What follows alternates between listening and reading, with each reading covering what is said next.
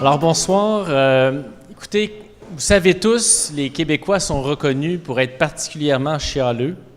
Et il y a deux sujets en particulier sur lesquels ils aiment chialer, les gouvernements et le prix du gaz. Donc, nous, ce qu'on offre comme défi ici, c'est une opportunité pour les citoyens de pouvoir enfin prendre la place du gouvernement et d'essayer de faire mieux pour éviter justement de passer ou de faire trop chialer après. Je vous parle un peu de nous. Le Regroupement national des conseils régionaux de l'environnement, c'est 16 organisations un peu partout au Québec, donc dans 16 des 17 régions administratives, qui ont le mandat de promouvoir le développement durable et la protection de l'environnement. Un des sujets qui nous intéresse en particulier, c'est celui des changements climatiques, et on a remarqué au fil des dernières années que c'est particulièrement difficile d'engager les gens dans la lutte au changement climatique. En tout cas, pas suffisamment pour l'ampleur du défi.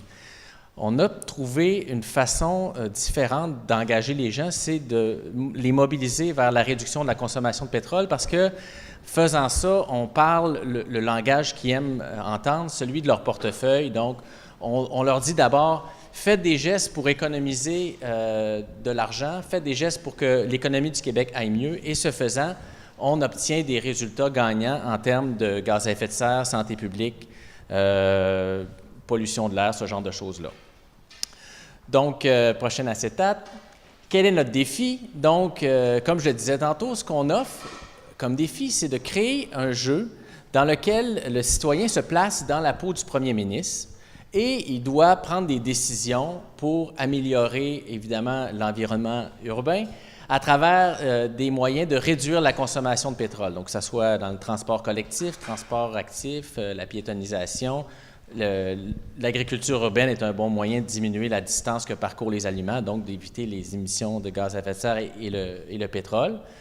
Donc, mais il y a des contraintes. Évidemment, il y a un budget limité, le premier ministre. Il y a aussi une cote de popularité à maintenir. Donc, évidemment, il fait ses décisions, mais il faut qu'il fasse attention à ce que ça lui coûte et politiquement et aussi à ce que ça lui coûte en termes de budget. Ce qu'on cherche, évidemment, c'est des gens passionnés, des gens engagés, des gens créatifs, des gens qui ont le goût de saisir cette opportunité-là, de dire bien, peut-être que ma contribution à un projet comme celui-là fera en sorte qu'on va susciter un élan nouveau pour faire que le Québec va s'engager vraiment dans une transition énergétique, que les communautés, les villes québécoises vont être plus durables et peut-être que ça va être même, disons, un élan, puis que ça va inspirer le reste du monde. Donc, c'est une opportunité de changer le monde qu'on vous offre. Merci.